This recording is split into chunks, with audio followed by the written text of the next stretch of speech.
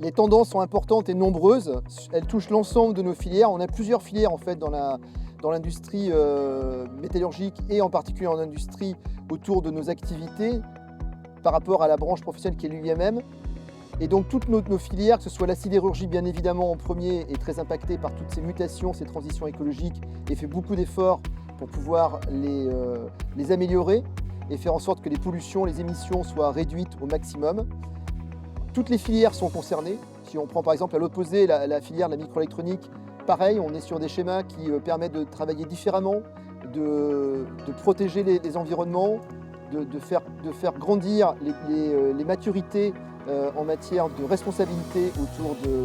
des enjeux de la transition écologique. Et au milieu de tout ça, je dirais pour faire court sur cette question importante, on a toute la grande famille de la maintenance industrielle, où là on a un gros travail, en particulier avec nos partenaires de l'éducation nationale, pour travailler sur les habitudes de fonctionnement des salariés,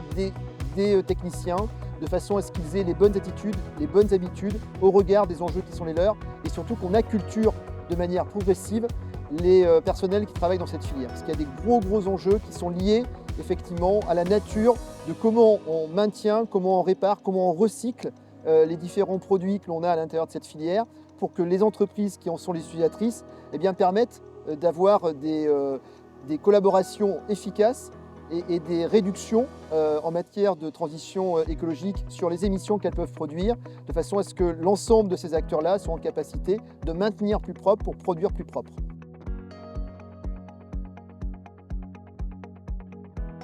Cette collaboration a déjà démarré depuis longtemps parce qu'on est un des partenaires clés du dispositif et on y est très engagé.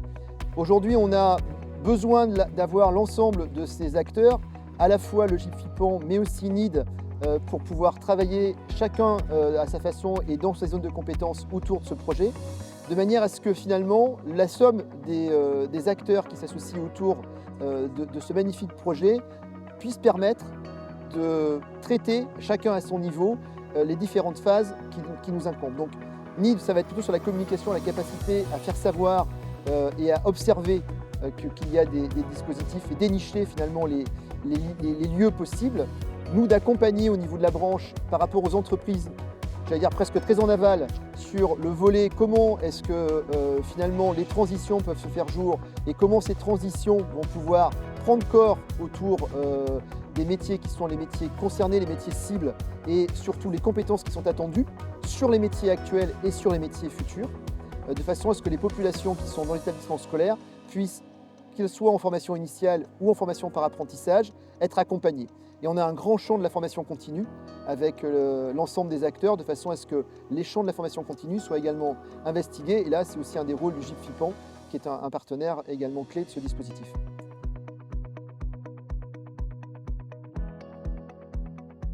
Nous, nos métiers, en fait, ils sont à facettes multiples et ils se mettent en place de manière évolutive dans leur activité. C'est-à-dire qu'on ne peut pas se dire qu'aujourd'hui on va traiter des pans de manière isolée, il faut traiter l'ensemble de nos métiers pour pouvoir avoir une complétude forte sur l'ensemble du dispositif. Donc c'est un peu compliqué de dire on a des métiers par rapport à d'autres. Je ne peux pas vous donner des métiers cibles comme ça aujourd'hui parce que c'est l'ensemble des métiers qui sont concernés.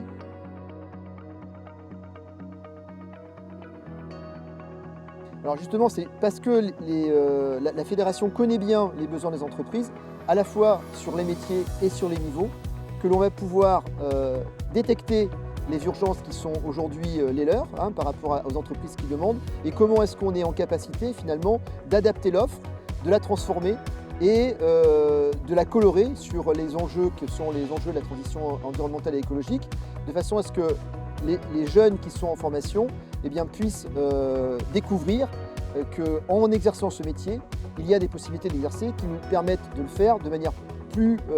propre, plus civique et plus responsable.